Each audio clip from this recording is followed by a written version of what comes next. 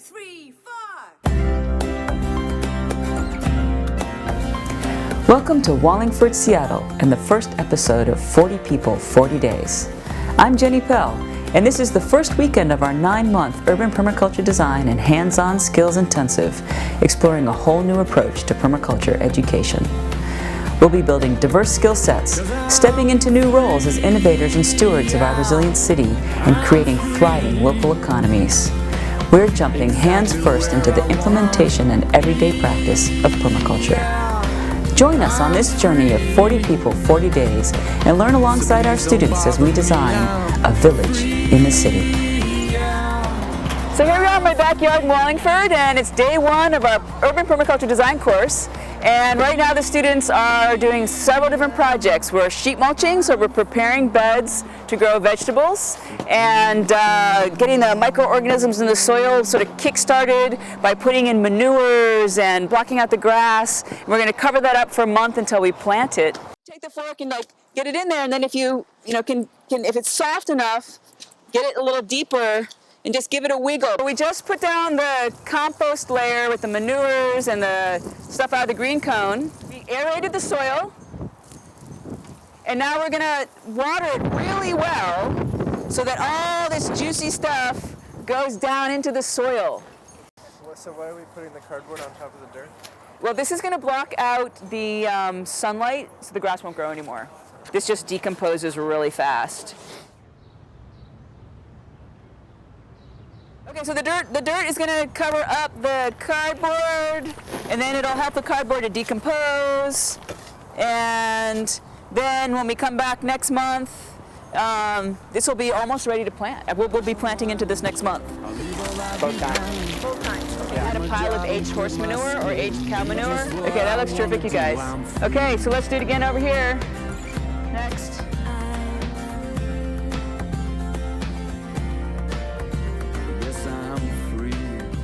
I reference the Maritime Guide, which says that what you want to start indoors at this time is broccoli and cabbage, celery, chives, leeks, lettuce you can definitely do in trays, parsley, and peppers and tomatoes. Let's sort these into what needs direct sowing and what we'll be putting in the transplant trays.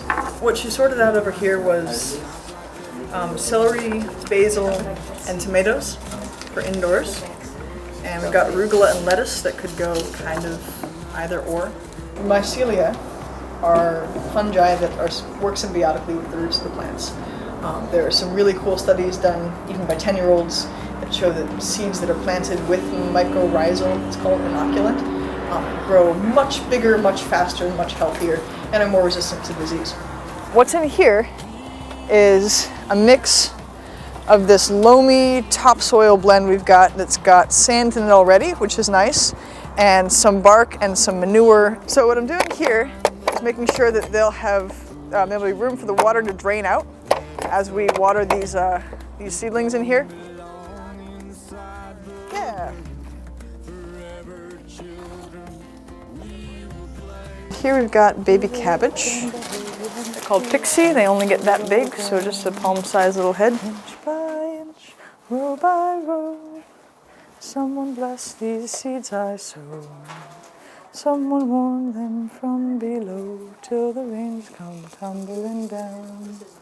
Alex's team just built a cold frame out front, so we're going to take these ones out there so they'll stay warm under that. All right. Yeah, it's basically a little greenhouse. Well insulated with the straw bales, and it's got the glass to catch the sun. This actually is like double paned insulated glass, which is why it's so heavy. But the radiative heating of the sun's going to be enough, and it's not that cold now anyways. Good work, everybody. We've got a lot of seeds planted today.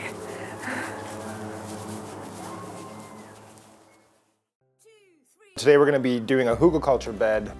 So hugelkultur is essentially burying wood and debris in hopes that it will decompose and compost fast, and then feed your soil, and then feed whatever you grow on top of it. It also is hopefully and theoretically there's no need for irrigation because the wood maintains the moisture, and then we'll feed it through the soil and feed it into your plants.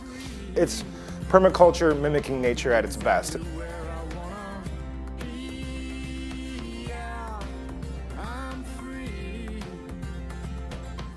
So right now we're just digging down. I think we're gonna dig down like 6 or 8 inches depending on how the soil is and get down to a hard pan or the mineral dirt. And we're putting it all in the tarp. Hey Patrick, how's it Hey, good, how are you doing, Jenny? Good. Good. This looks awesome. Looks great, yeah. So, yeah, right now I think we're kind of at our point where we're hitting hard pan right now, so I think we're gonna stop. We are going to soak the wood before we put the sod on. So this isn't gas and we're not having a bonfire. And now we're able to see where the water's moving and how to redirect that water, what we should do with our soil, what we should do when we add our soil and our sod on top. Okay, now we're adding the sod to the outside of the wood. We're gonna put it root side up, grass side down, and kind of work it into the cracks a little bit. Before the sod is angled, on the edge of this bed is angled into the street.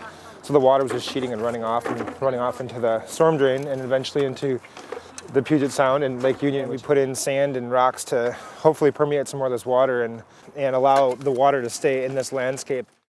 Right now we're creating the form and we're putting the soil back on, the soil that we removed on our first step. You can see here, do you see this nice worm that came out of the soil? So we're doing something there. Well, Alex is cutting these sticks, and we're going to be using those as the support on the outside and sort of some of the structure to maintain the shape. So we'll cut those and we'll lay those out and then sort of weave other sticks and branches through. Right now would be a great time to cover crop this and just throw a bunch of different, like a mixed seed on. So this was the process of hugelkultur. And again, this is a little bit different of a design that, that we would have normally done, but this is how we chose it. And I think they look pretty good. Transforming our neighborhoods is easier than you think. It really can be as simple as planting a garden, working with friends and neighbors, and sharing harvests. But it's much more than urban homesteading.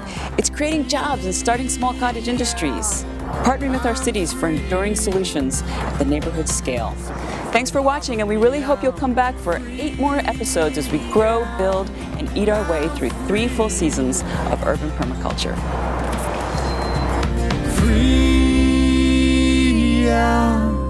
I'm free, so please don't bother me.